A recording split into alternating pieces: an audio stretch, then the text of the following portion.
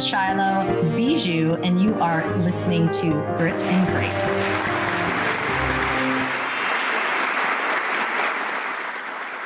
Hey, everybody. Welcome, dolls, today. This is another episode of Grit and Grace. I am Shiloh Bijou, and I have Mama Doll herself, Dana Hill, with us. Let's get started. Oh my gosh, so excited. Dana, I know you are driving, so thank you so much for making this happen. We had some crazy technical difficulties. We don't care. We don't care. You're here. And no, we so don't. Happy. We're here. We are so happy. So you said you're out of Washington, and I am out of Minnesota, and I think it's fabulous. And I know that we're both experiencing some fires. I don't know if you're experiencing the fires there, but the effects of all these fires you might be experiencing. Because I came home yesterday from California. So I was out in California with my girlfriend, Candace. We were having a great time and nobody was talking about it, which was crazy because it was right there. Like there's these major fires going on over there. But while I was out there at home, all the smoke from Canada had come down from those fires. And when I got to the airport, that's what I smelled. It was just full of smoke. It's so hazy here. So we just want to give a shout out to our firefighters and all the volunteers, because seriously, they are the MVPs right now, and they're exhausted and they're working so hard. And it is a tragedy. A lot of people are losing their homes, their cabins, and we're losing a lot of national forests. So, oh my gosh, Dana, I was looking, and for our viewers, our listeners, so much here. You have an incredible, I want to say foundation, but you are changing the world. And how it all got started is so cool. So I'm not going to share that. I'm going to let you, but let's just talk a little bit. Who are you? Where are you from? How did this start? Black Doll Affair. I absolutely love it on Instagram. But yeah, you're Mama Doll. So let's talk about how this started. Well, first of all, I can see the smoke from Washington State, from Canada. We woke up last week with a red sun. It was the weirdest thing. And I thought, why is the sun red? I mean, when I say red, it looked like it was photoshopped. And I Googled it. It's the I guess the oxygen in the air meeting the different colors of a rising sun. And I just thought it's rather apocalyptic, but shout out to our first responders. It just seems they're not getting a break. Oh, I know. It's crazy. It's all over the country. There's fires all over the country. So I know you're driving, but we're so grateful where you're on. And now you're in Washington. Where did this all get started? Where did this Black Doll Affair, where did it all get started? So it all started, I mean, it's a really long story and I'm happy to tell it, but it really all started with my parents. The movement itself started in Atlanta in 2007. Actually, in 2006, I was watching the Oprah Winfrey Show. And in 2006, she had a show about skewed images. And the topic was, what's it like to be you? You know, whether you're Asian and 6'5", or, you know, black with blue eyes, just people walking through life differently. And I was, and I'll get to this part, but I want to say how we got started first. But this will on me at a time where I had just sort of had a self-discussion about who I was and my walk through life as a Black woman. And so watching the Oprah Winfrey Show, and I thought, okay, this is the show for me. I'm interested to see what everybody else has to say about being different in this world. And she had one of her guests was Carrie Davis. At the time, Carrie was 18 years old. And she had a 7-minute documentary that landed on Oprah's desk called A Girl Like Me. And in that documentary, she was just talking with her teenage friends, you know, with this handheld camera, very casually, about what it's like to be a Black girl.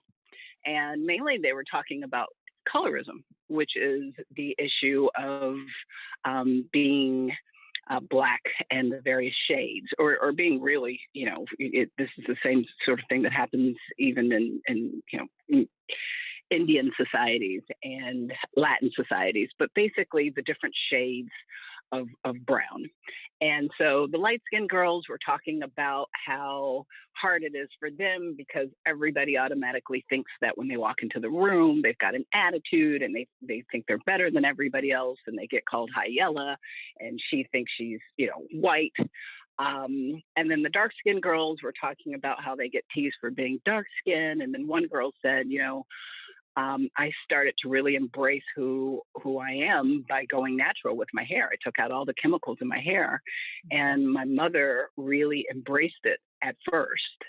And then the more my hair grew out, she said, Mom was like, okay, that's enough. You're starting to look too African. Oh. And I know, right? Okay. And same reaction. Wow. So let's stop there. Let's stop there really quick. So let's just talk about that really quick, because I think this is important. Isn't it? And this is me asking you, do you feel that the mother was afraid of the reactions of others, and that's why she said that? Was it the fear? Yes. Okay. So yeah, Mom, being in the type of time it was, she knew, just like if you talk about anything at the time, like even being gay, like we can compare it to many different things, like, oh gosh, coming out, it's not that they don't love you. They're so afraid of what other people are going to do to you and say to you and make you feel. I can see that. It's very sad, but it's a reality. It's a reality, and it's also their own unchecked low self-esteem. And that's really what the Black Doll affair is about. These mothers are, of course, that's Mom's natural reaction because she wants to protect her child from what, she perceives as the problem that society is going to tease their child. But if Mom's not empowered to say the right things, then this is just this cycle of low self-esteem. So Carrie, 7-minute documentary, she ends it with going into a daycare center in Brooklyn, and she reconducted the doll test. A lot of people know about the doll test. Some people don't. For those that don't, I'll just tell you very quickly, they're the reasons our schools are desegregated. In 1954, during Brown versus Board of Education, Kenneth and Mamie Clark was brought into that courtroom to sort of dumb down internalized racism for the Supreme Court. And they created this doll test where you take identical dolls. There's no reason for these children to choose one doll over the other or prefer one doll over the other than skin color. And they ask very simple questions. Which doll is the good doll? Which doll is the bad doll? And which doll do you prefer? And, they ushered in these kids, and all of them were choosing the black doll as bad, ugly, and the one they didn't want to play with. Most of the kids identified the white doll as the good doll. And so Carrie talked about that in her doll test. And, you see these school age kids, I mean, as young as 4 and 5, in 2006, choosing the black doll as bad and ugly. And I'm just like blown away. I can't believe that, we're still dealing with this. And more importantly, I can't believe how young they are, rejecting themselves.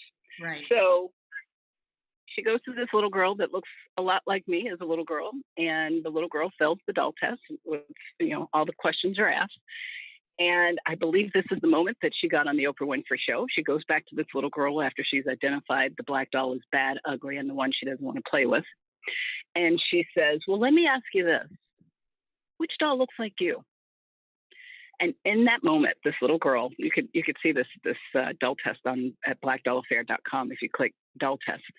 But in that moment, this little girl looks at Carrie as if super hurt and super annoyed that she is now being forced to identify with the black doll. So she just pushes the doll towards Carrie without saying a word. And Carrie slows down the video. And I just wept. And I was like, that's how she got on the Oprah Winfrey Show right there, that moment. And I thought, wow, I get it now. I get why I was teased for being so black. I get why I ate lunch in the girls' bathroom when I was a little girl because I was, perfect for bullying. I had eczema, so my skin was cracked and it oozed, and they called me Alligator Woman.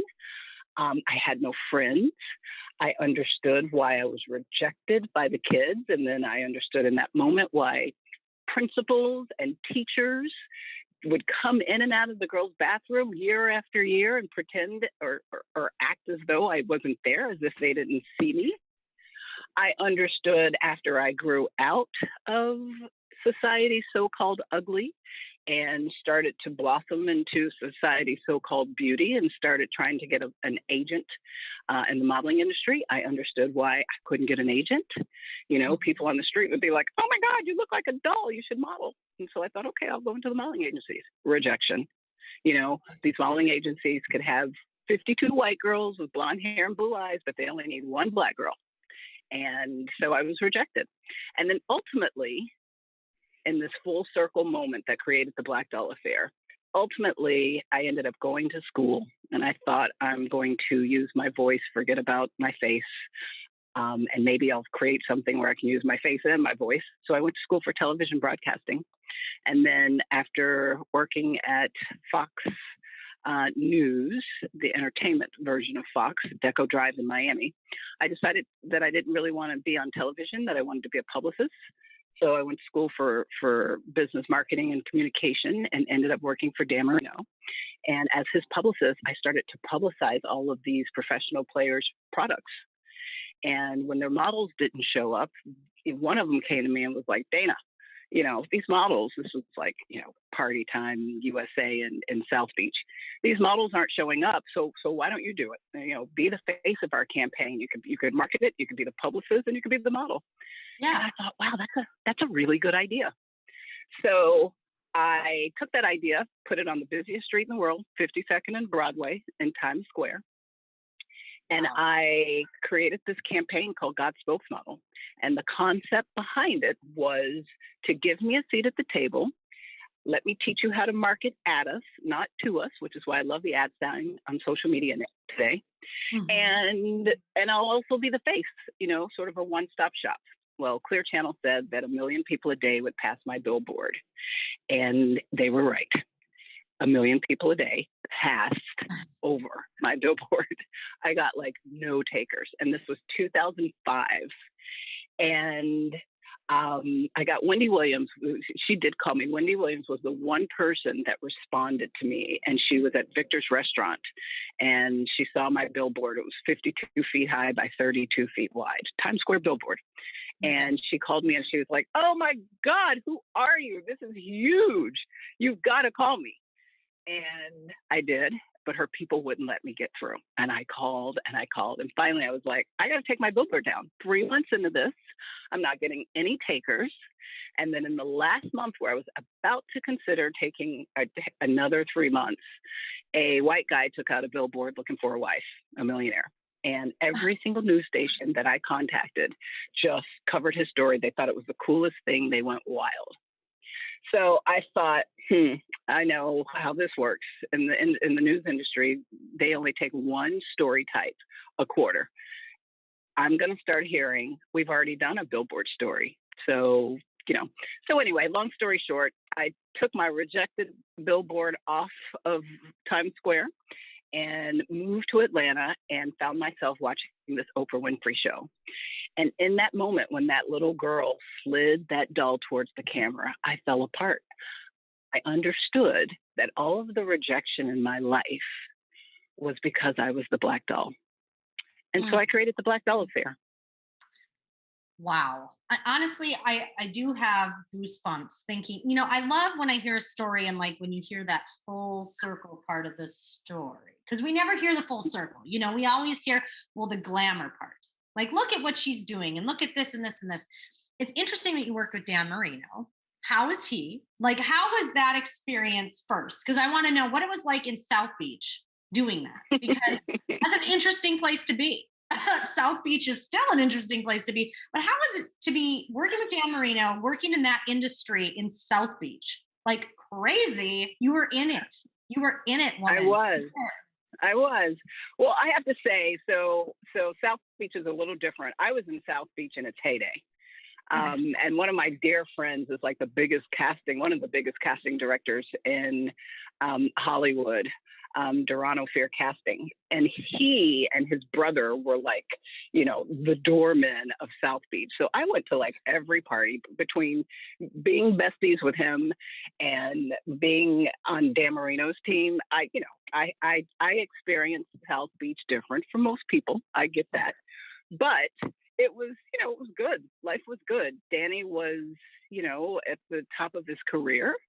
And I was also at the time working with his business agent, Ralph Stringer.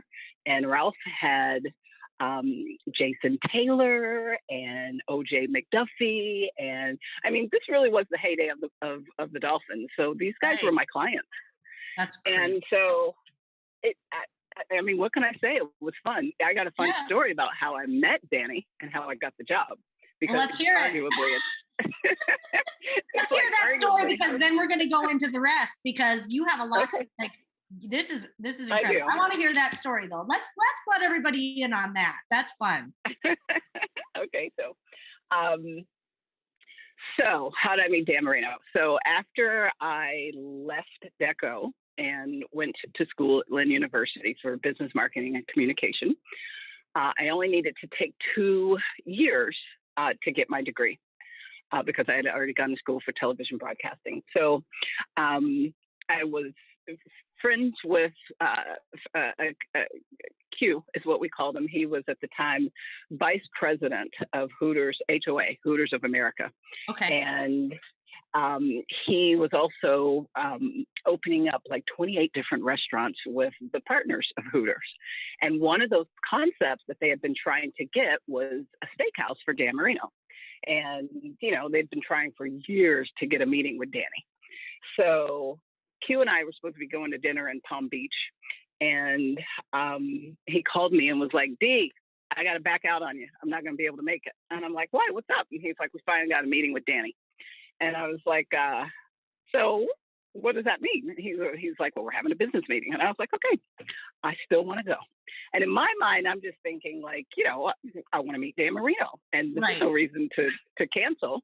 And and plus he was like, afterwards, you can meet us. We'll probably go for drinks. And I was like, I'm ready for dinner. So anyway, I ended up going to dinner with Dan and Q and all of these guys. And after they were done having this meeting, and it became social, I said to Dave Lagerschultz, who was the one of the original Hooters 6, I said, so who's doing the marketing? And he said, we haven't even broken ground yet. And kind of like giggled, at me like, oh, pretty little girl, just kind of sit there, Right. And so I replied, great, I haven't graduated from college yet, but I will in a month. And so he looked at me and he's like, are you serious? And I was like, yeah, I need a job. And he goes, all right, send me your resume tomorrow. So I did. I sat down, sent him my resume, and I said, I don't want to work for Hooters. I don't want to work for Brasserie Max. I don't want to work for Ugly Tuna Saloon. I want Dan Marino's restaurants, and I will take whatever you want to pay me, because, I'm a marketer. I'm like, all I need is a name to make money on that. So I didn't want to lose out because I was asking too much money. And clearly coming out of college and going into this restaurant industry, that there were more qualified people. So I was like, just give me a chance. Give me a chance. So he did. He gave me a chance. I started making $35,000 a year and ended up as one of their best marketers. We upgraded their golf tournaments. We had a fishing tournament, which they had never done before. And like from Seguso to, you name it. It was like the who's who of the pro sports industry. Anyway, that's how I got the job. I worked for Danny until he retired. My title was Director of Marketing and Publicity, and we did the golf tournaments and the fishing tournaments and different promotions in the restaurant. And our biggest billboard success was my knees may be bad, but my ribs are great. And that's how I went out on a bang, because Danny ended up retiring. Danny ended up retiring, and I started my own company. I am so freaking, number one, proud of you. Number two, it takes grit. And I don't always do that. I'm not even trying to be that way, but it takes a lot of grit and that, you know, hey, I'm here. I love that you did that because not everyone would have. Not everyone would have. They would have been intimidated. Some people, it's, you can say, oh, I would have done that. But when you're around these big people in the industry, you've got this famous celebrity, and you're like, hey, I'm just proud of you for doing it because that's how it starts, right? You have to take those risks. So you took a risk and you won. And you won. I did. I love that. I did. I love that. Okay, But so now you go ahead. Finish what you're saying. I was just going to say, if it hadn't been for, if I hadn't been Alligator Woman, Mm-hmm.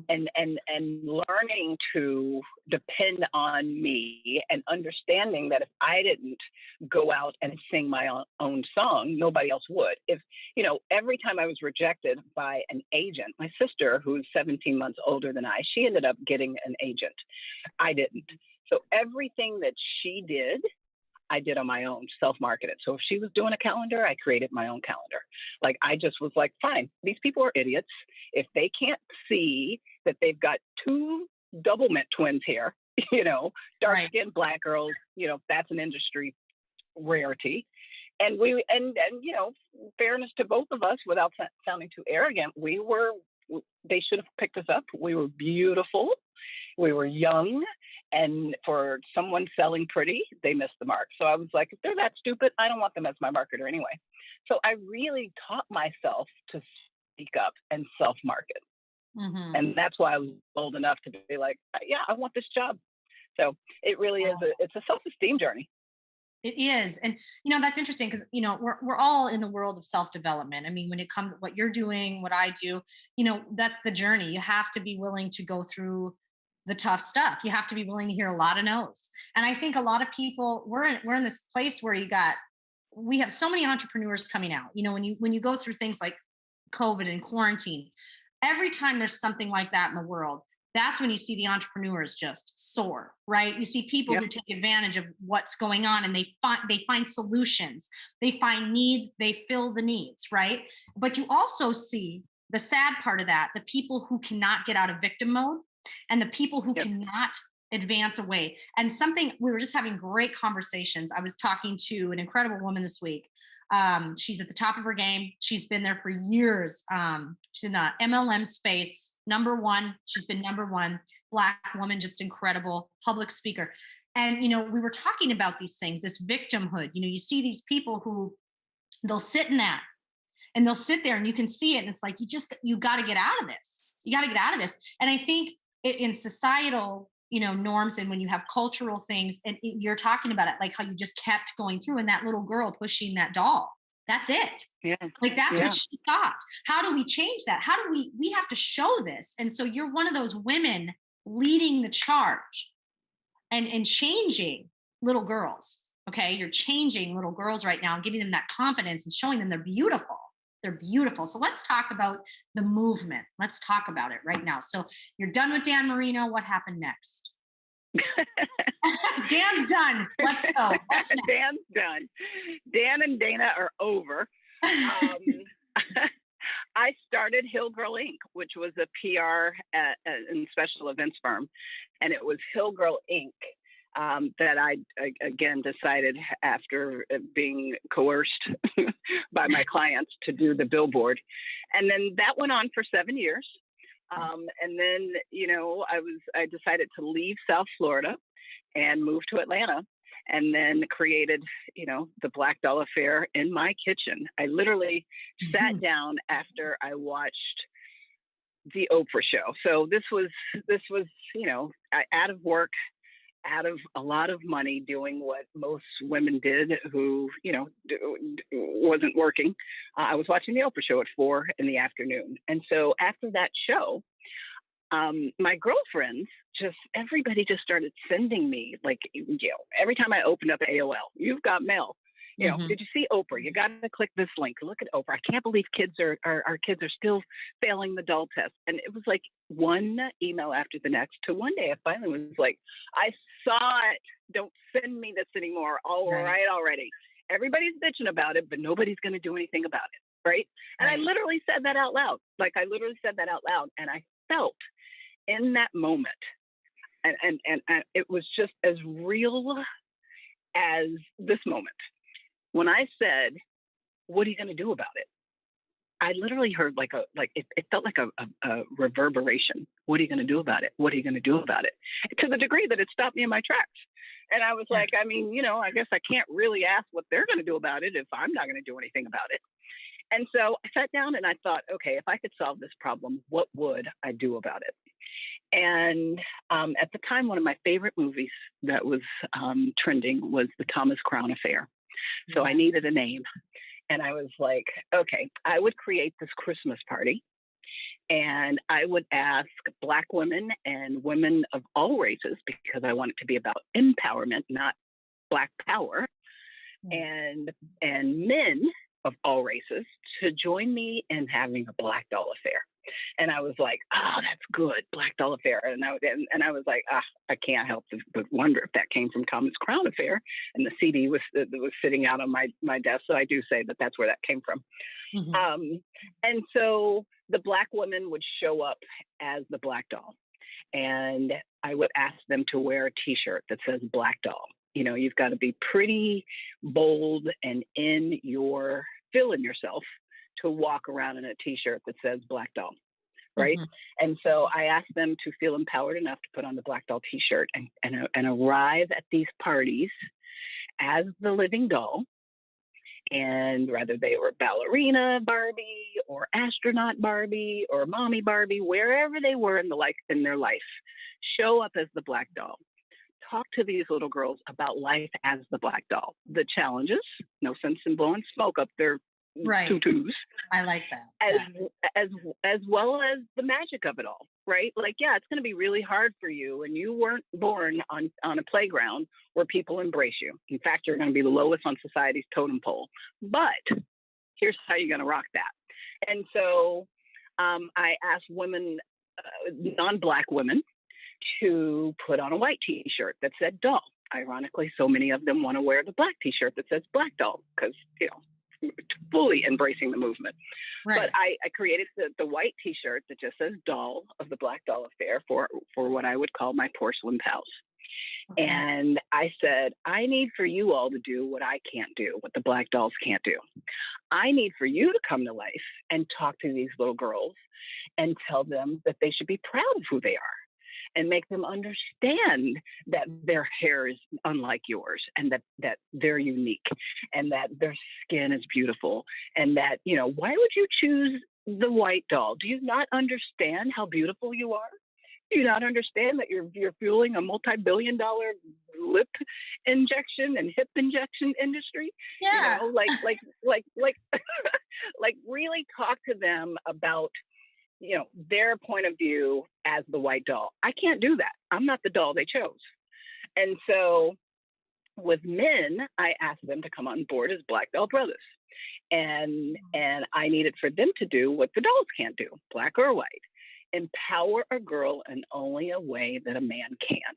You know, only a man, preferably our fathers, if you've got a healthy household, Sure. where you grow up and dad's in the home, only a man can tell you from a man point of view and empower a girl in a manly way, right? Nothing like a masculine voice with, you know, his big hands and sitting a little girl on his lap and with his masculine voice and saying, hey, you're a doll, not a dog. Don't let them put your bowl on the floor, right? Or whatever it is they want to say. But that's not something that we can do because we're not men, right? And yet so I wanted it really to be sort of this diverse family affair. But I also understood that from watching Carrie's doll test and hearing mom say, don't, you know, stop growing your hair naturally. You're starting to look too African. I also understood that this needed to be for women as well, because at the end of the day, these little girls grow up and few people are having Black doll affairs, right? We just grow up and we, you know, we're paying the bills and we're scoring points in corporate America, but few people are sent to self-esteem school. So that was the Black doll affair. And 15 years later, this little concept that could has been it landed on Barack Obama's desk. We got a Presidential Service Award because one of the things I asked the Black Dolls to do was to counteract some of the negative stuff we see on television of Black women behaving badly. To go out on Saturday, if they're watching Black girls behaving badly on Atlanta Housewives on Friday, then on Saturday morning, kids are going to get up and see Black dolls in the street, giving back, feeding the homeless, going and helping people in need. Barack Obama did too, so he gave us a Presidential Service Award. Congressman John Lewis, we were in his territory in Atlanta, so he recognized us on Congress floor and gave us congressional recognition. We partnered with Barbie, who, the Oprah Winfrey of her industry. Yes. We became the largest consumer group of Black Barbie. Which is how we got Mattel to open the door to pick up my calls. Because every time the dolls get together, we have something called Be a Doll, Give a Doll. Be a Doll means put on the t-shirt so that we can identify you as a doll and they know that you're proud to be that. And Give a Doll means whether we're feeding the homeless or we're going to rent a cabin and bond as dolls, for a social event, we always brought dolls to donate, because on the first Saturday of every December around the country, the Black Doll Affair has what I did on December 7th, 2017, is we throw the Black Doll Affair Christmas party and give away these dolls. So we've got Gabrielle Union that now calls herself a Black doll, Misty Copeland, ballerina Misty Copeland. Tay Diggs is a Black doll brother. We've got Senator Nan Orrick, white woman who was one of the first women to march with Dr. King during the Civil Rights Movement when it wasn't popular. Right. It's just a collection. It's crazy. The other day I was walking through my house and I had a book out, because we're kind of trying to curate things now in the Black Doll Affair. And the book is From Africa to America, the psychological journey of the Black American. So it's a college textbook. Chapter 3, there is the Black Doll Affair and Dana Hill. And I'm like, what the hell? Like, it's so crazy. That's crazy. I love it though. It's crazy. Oh my gosh, Dana, this is nuts. Yeah. Like, I'm going to stop you because everything you just said is like, what? What? You started out in South Dan Marino, and now look what you're doing. One thing you said though, here we got to go here, because I like that you said, and it's not just Black women behaving badly, but I know we're trying to, that's what we're talking about. But when you see, here's something, I don't think women empowerment, and this goes in here. When I see people on stage grinding on each other, 2 women at the awards, and calling it women empowerment, that is not the message you want. That is not the message. The sad part is, in this last couple of years, the media has been focused on that. Like, this is the women's empowerment. We can take out Black women, but that's really, no, it's not women's empowerment. That is not women's empowerment. That is trash. And I'm going to say that right now on my show. That is complete garbage. And so I think it's amazing how you said that when you see somebody, this reality TV, and then it's like, okay, get out and show these young women what it really is. Okay. Because that's incredible. And that's why you're on this show, because women's empowerment and Black women's empowerment, that's important. And these little girls see that. Go ahead. I'm sorry. I didn't mean to. No, I'm done. I'm done. I just wanted to say that. Like, how do you feel about that though? When you see, now I'm not going to knock art, but that's not art to me either. 2 women on stage grinding at an award show and then calling it women's empowerment is mind blowing to me. But you have 2 Black women doing it, and it's like, what does that say? That it's not good for anyone to do it, but that's where your movement is so important, in my opinion. Like, what you're doing is so important to me as a woman. So, how do you feel about that kind of stuff? So it's complicated. I feel that sex needs to be on television after hours, period. Sure. I feel that, that was inappropriate. I watched it going, what the hell? Like, where are we? Where are we? I'm 50 Exactly. I years. do the same Where, thing. I'm like, what is this? yeah, I'm 50. So I know that, someone in their 20s would just tell me that I'm old, and I, was fine. But I grew up where watching television and parents had the separate twin beds. So this is an evolutionary moment for me.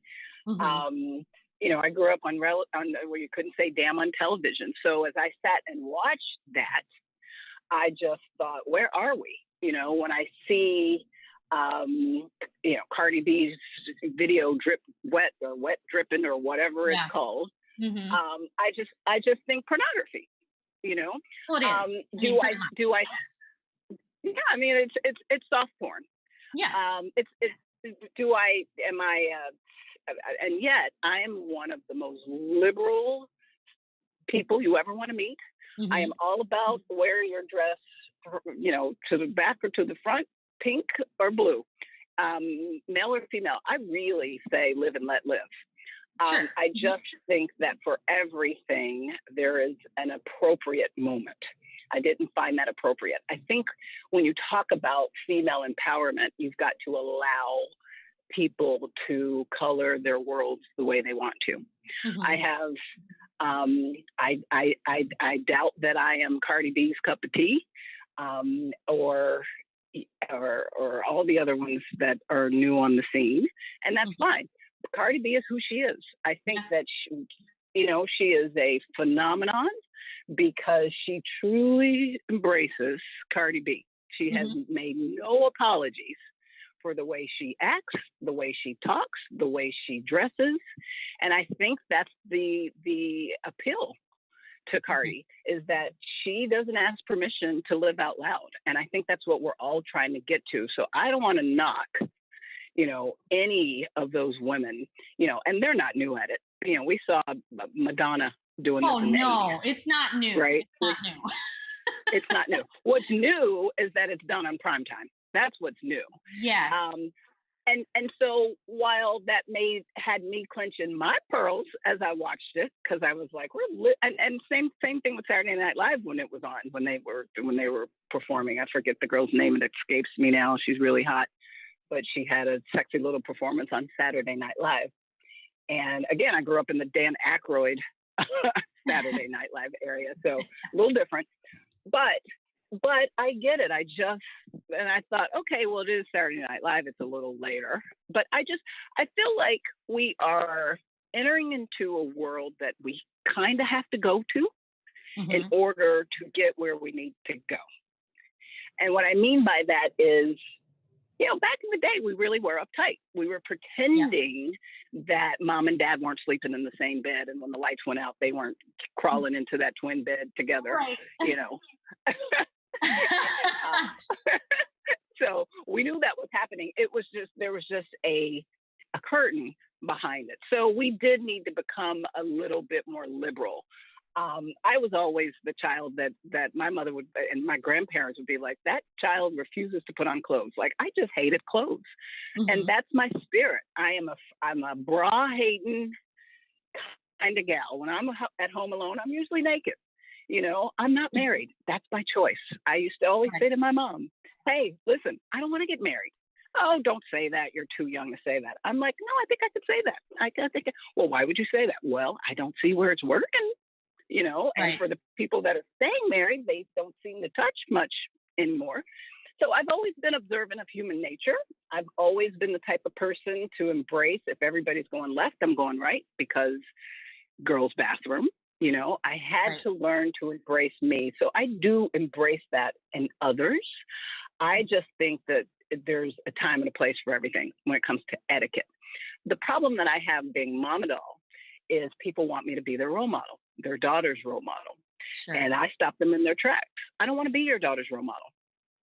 Because I don't want that label. And I always say the black dolls are not role models, because the minute someone says, oh, you're my role model, you're my icon, then they're saying, don't be human. Don't step out of this myopic view that I have of you, and don't piss me off. Right? So I say, you go be the role model to your kids. I opted out of having children. always wanted to have a baby, never wanted kids. So you go do that. I'll do this. And if what I'm doing approves of the way you want your child to navigate her life, fine. But I don't want to be your role model because I want to be me. And I don't want to have to ask permission, and I don't want to have to apologize when I do something that you think is quote unquote wrong. So I think that's why I say I think it's a slippery slope. I think that we have to give women permission to be as conservative as 8 days a week in church as they want to be, and as flamboyantly in their sexuality as they want to be. Our only responsibility when it comes to girls is making sure that it's at it's appropriate age.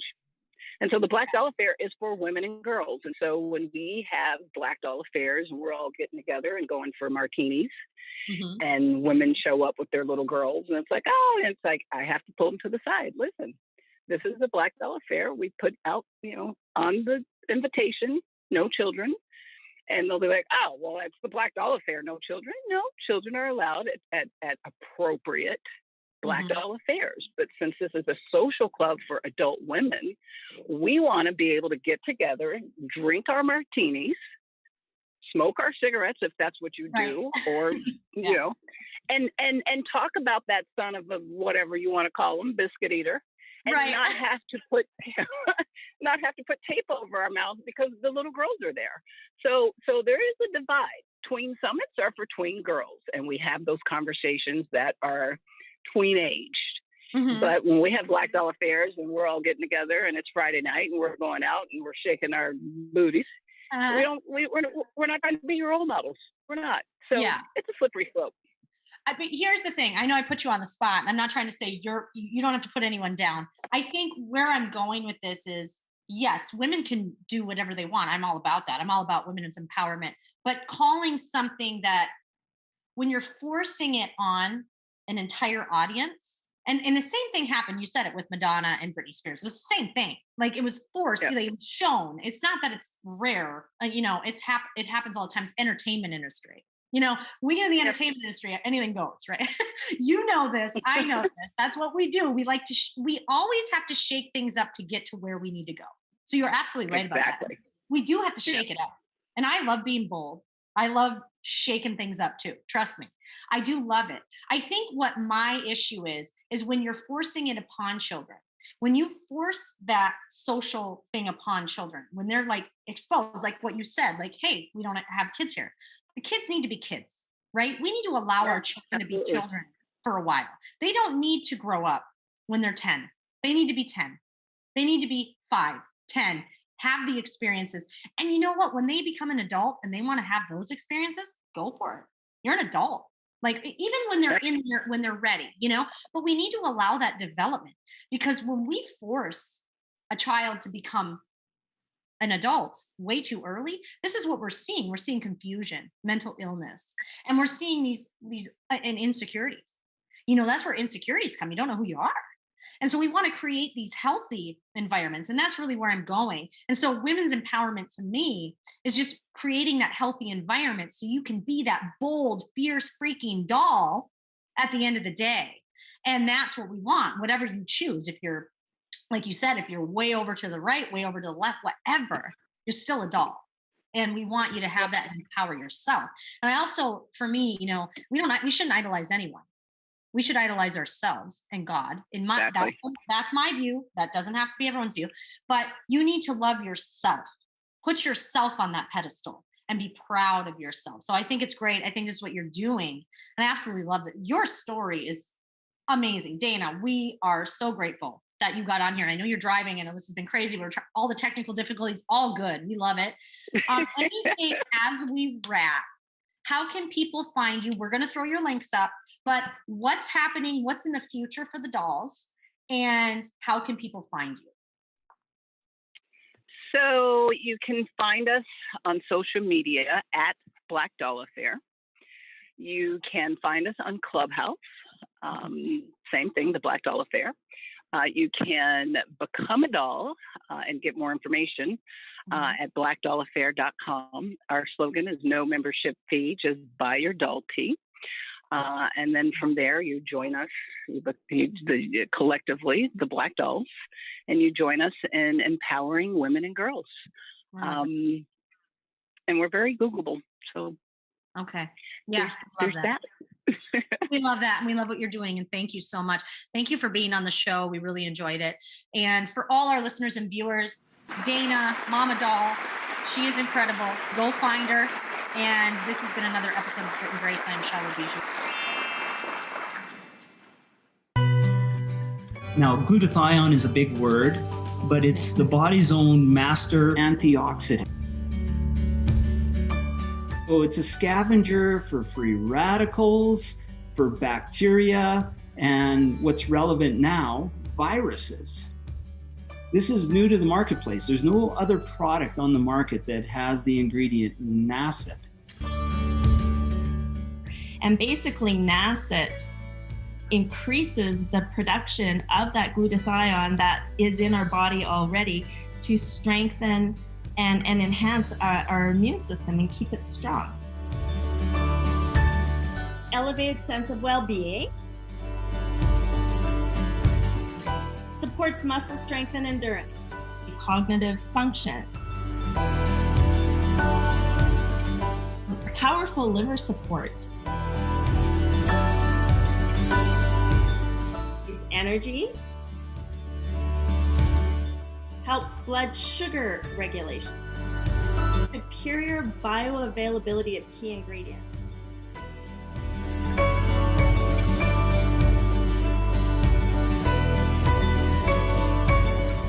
One of your best defenses against COVID is a strong immune system.